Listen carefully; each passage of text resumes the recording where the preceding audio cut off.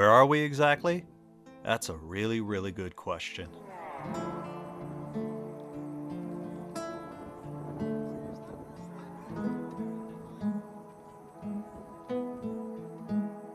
We set out from Hahndorf earlier today following our visit to Jupiter Creek, traveling some 300 kilometers to Port Augusta.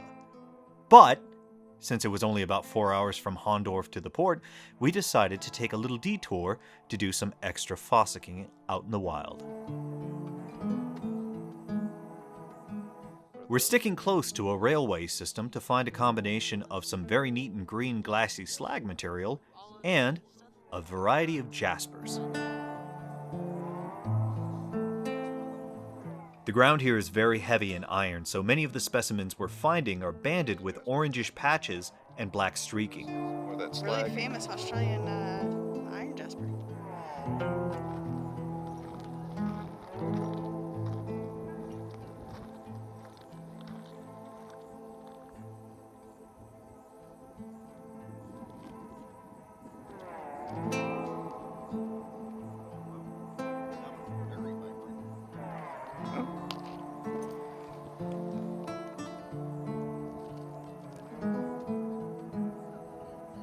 Glassy.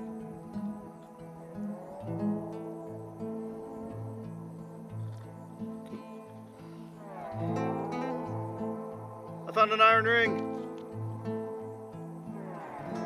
What we know as public land here in the US is the rough equivalent of so-called crown lands in the United Kingdom, Canada, and Australia, otherwise known as the Commonwealth realms. Yeah, I'm finding some of the plasma jasper somewhere here. You said that was what? Plasma jasper. Without going too much into the details of crown land permissions, rocks and minerals found in public regions and not on indicated Aboriginal or otherwise marked private properties are considered materials of the state government by extension of the sovereignty of the British Crown. In South Australia, however, certain laws grant exemptions to this rule. Permission must be granted for entry onto private land or on established mining claims, of course, but permits for fossicking are not required unless explicitly indicated for the area. So, South Australian Crown land is similar to the Bureau of Land Management land here in Utah, to draw a rough comparison. So long as you're not using explosives or powered equipment to find specimens, you should be okay to rockhound responsibly. But, of course, it's always best to check with the local authorities first if you're not sure. Okay, I did what you said to. I looked.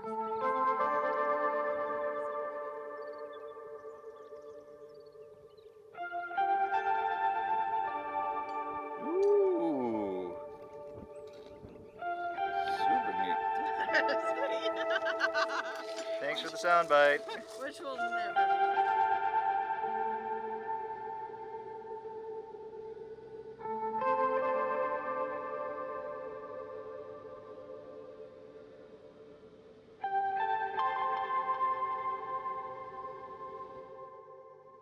We get a little closer to the coastline and the wind picks up, thankfully giving us a bit of a reprieve from the sun and hot ambient air.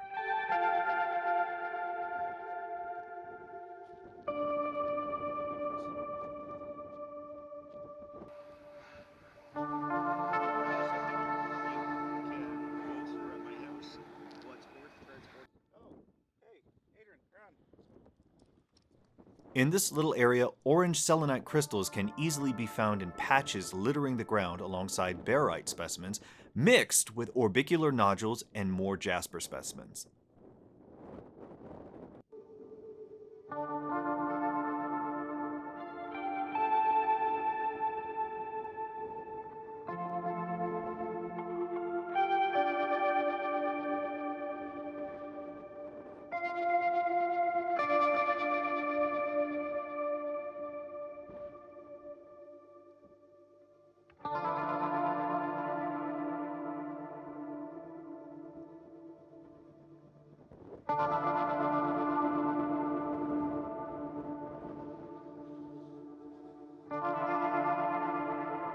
It's time to stop fossicking for the day and rest up, since tomorrow's leg of the journey is going to be another long drive, but also because we're about to make a happy and entirely accidental discovery.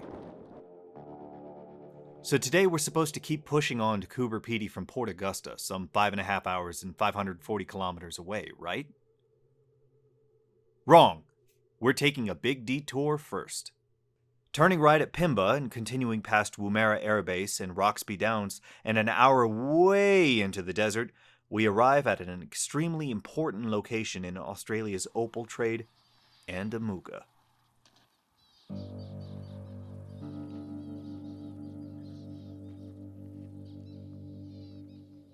The actual residential area of Andamooka is about a third of the size of the massive tailings piles that surround the town, evidence of the many opal mining operations that dot the landscape. We don't see any active operations right now simply because it's just too hot to dig. But because of the limited time we have today, we're going to try our hand at fossicking up some of the famous matrix opal that the town is known for. We don't want to make a bad first impression, so we talk with some of the local residents to get a better idea of what and where it's okay to rockhound.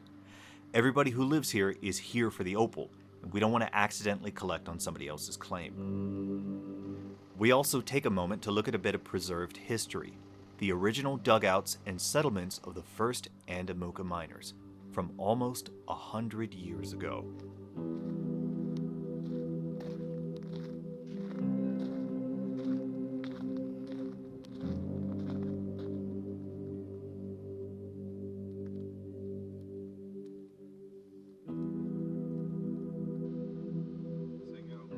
After a quick lunch and good conversation with the locals, we're pointed in the right direction of a public fossicking spot, and then it's time to start rockhounding.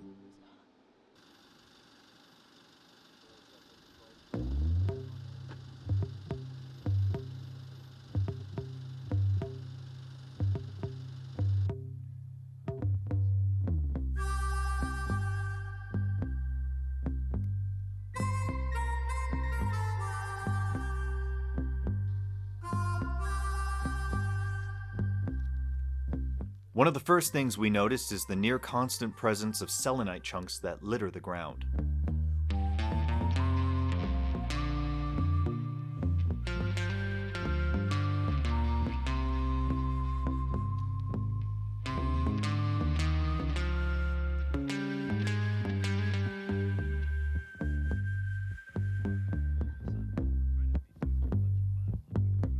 Does opal bleach out like other stuff?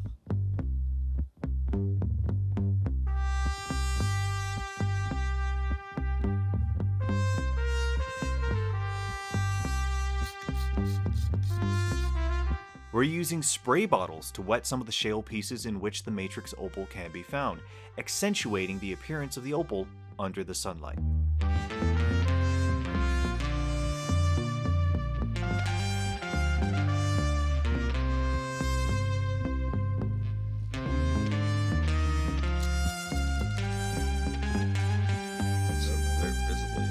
Andamooka is considered one of the most prolific and accessible parts of the massive opal field that spans between the Coober Pedy and Lightning Ridge regions. But it's still a tough process considering how much ground there is to turn over.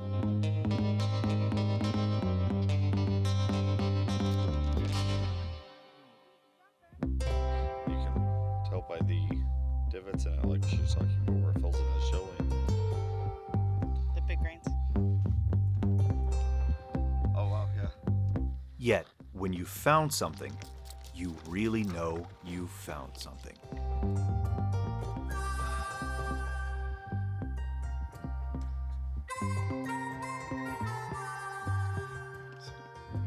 It's dirty. It needs to be cleaned, but that's a better band there.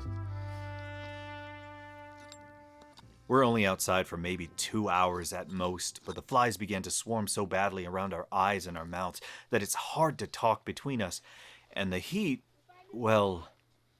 I assume we left that for a couple days. No, it's been in the car since this morning, and because it's so hot out here, it cooked. Damn. We cooked a banana. We have to leave to make it on time to our next destination at Coober Pedy, and we have to do it fast because the landscape is only going to get hotter and drier as we go further into the Outback proper.